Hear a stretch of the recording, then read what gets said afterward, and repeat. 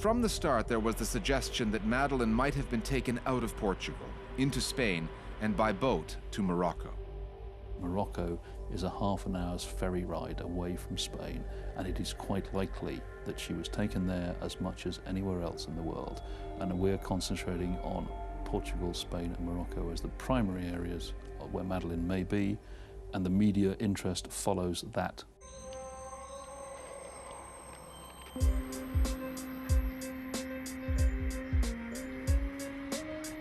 The British media were happy to pursue this line of the story. In the case of the Madeleine McCann story, Morocco became an ingredient. When all the other options came along, there was the French angle, the German angle, Italian angle, the Portuguese angle, but when Morocco came along, it sold better.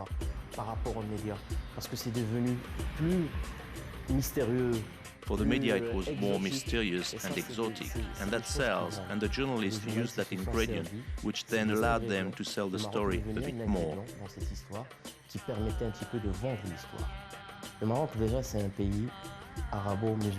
Morocco is a Muslim country, an Arab country. The word Muslim to some people means 9/11, Muslim, terrorists, villes and beers. It's the most dominant cliché.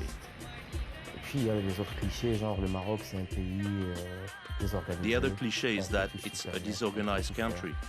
You can get away with anything criminal. It's a jungle. It's a cliché, but it exists. Coverage of the Moroccan angle centered on reported sightings of Madeleine, although most were quickly discounted. This picture was different. 5 months after Madeleine's disappearance, a Spanish tourist took the photo during a holiday to the Rif Mountains in Morocco. The possibility that it was Madeleine was enough to unleash a media blitz. There were probably about 10 or 15 on the same flight, which is pretty much every sort of British newspaper was on that flight. I mean, we just got there minutes before everybody else. I mean, it was all pretty nerve-wracking. It was all very kind of fly-by-your-pants kind of journalism. I mean, we had the photograph, so we just set off in the car, and it was quite a tight for us anyway, because we're an evening newspaper, so we had to find her within a couple of hours and track her down. And we actually found her by matching up the trees and the telephone cables in the background of the photograph to the road that we were driving along. And when we got there, we met a local man called Mustafa who knew the family and took us to meet them. It was all sort of very exciting at the time, and I just rang back the newsroom in London, and it was, we found her. It's not Madeleine, and we were the first newspaper to publish the story. And once it did break, I was then sort of interviewed across the world, sort of America, Australia, Europe, and it was just remarkable, that was one of the biggest news stories in the world that day. I first heard of it, it was on the media, and what I did was pick up my phone and phone Jerry, what's happening, and he said to me, it's already been checked out, it's not true, it's not Madeleine. This is the little girl in the picture. Her name is Bushra Ben Isa. Her family of olive farmers lives in a small mountain village. Having had their lives turned upside down by the foreign media, they remain traumatized by the experience and wary of outsiders. Many months after the photo was published, her family is still feeling stung by its media experience. Our program team traveled to meet the family, having arranged to do so through a local Moroccan journalist. On arrival, however, Bushra's parents were reluctant to speak. It took much discussion to persuade them that we were not going to report that their child was in fact Madeleine McCann. Yes, we're all over the place. As you can see, our family is all over the place. The family is ruined, and we ourselves are scared. She is our daughter, our flesh and blood. We've got our documents to prove it, and the authorities.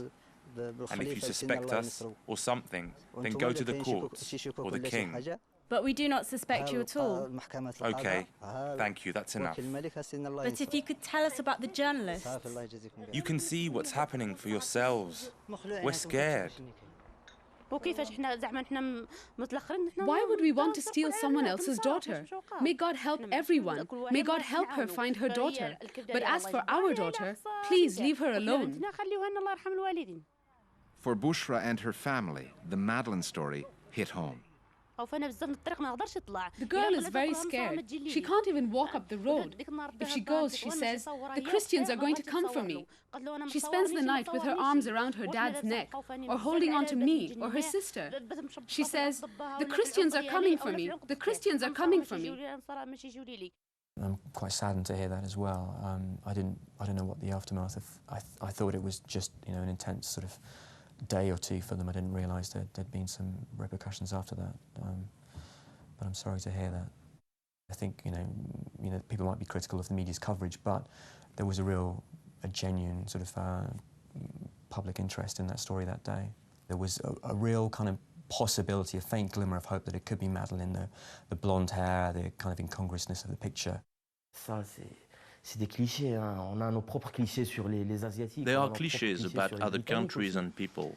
The British, Chinese. That doesn't bother me, but what does bother me is when an important story, like the disappearance of Maddie, you turn it into an argument that it must be Maddie because there aren't any blondes in Morocco.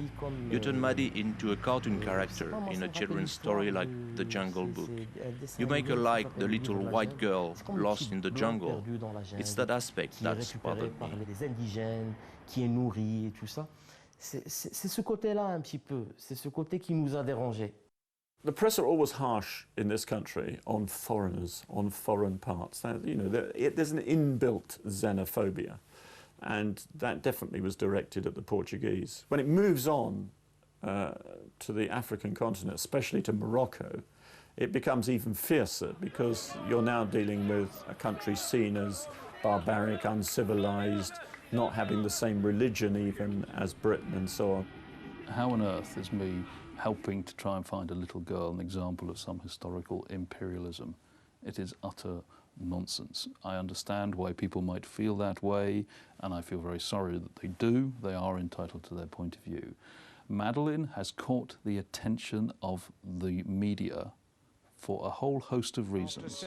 It's a huge human interest story. Anybody can relate to, in one sense, the grief and trauma of a child going missing. What surprised me was the way the media took over the story of the little girl's disappearance, because usually it's the job of the police to find a missing child. Instead of letting the police get on with doing their job, it became a media event, like an episode of a TV reality show, a show that was going to get her back. We don't go anywhere. They came and embarrassed us in front of the whole world. Our pictures are absolutely everywhere, and we have not received anything at all. Nothing at all. Why? If this happened to Christian people or anyone else, if something happened to them, they would have to be compensated, wouldn't they? I think it was probably, the best story that I've ever worked on. So I think there was a lot of congratulations. So it was pretty exciting stuff, I have to say. I just wish every day could be like that. Those are the days that you sort of get excited about, and those are the days that you sort of dream about, and you can have in journalism. And it was a highlight of my career. For all of the interest the foreign media had in the Moroccan angle of the story, few Moroccans are aware of it. This was the only poster seen by our production team during filming in Casablanca, Tangiers, and Rabat. No, I haven't got a clue. The most important thing is, I don't have a clue about anything about the English. I have no idea. We don't hear much about it in Morocco. No, I haven't heard. I haven't heard. It's the first time I've heard about this piece of news. It's new to me. This is the first time I heard the kidnapping of Madeleine McCann. McCann or McCann? McCann. It's complicated. His name is complicated. Next, the man the McCanns have hired to protect them from the media.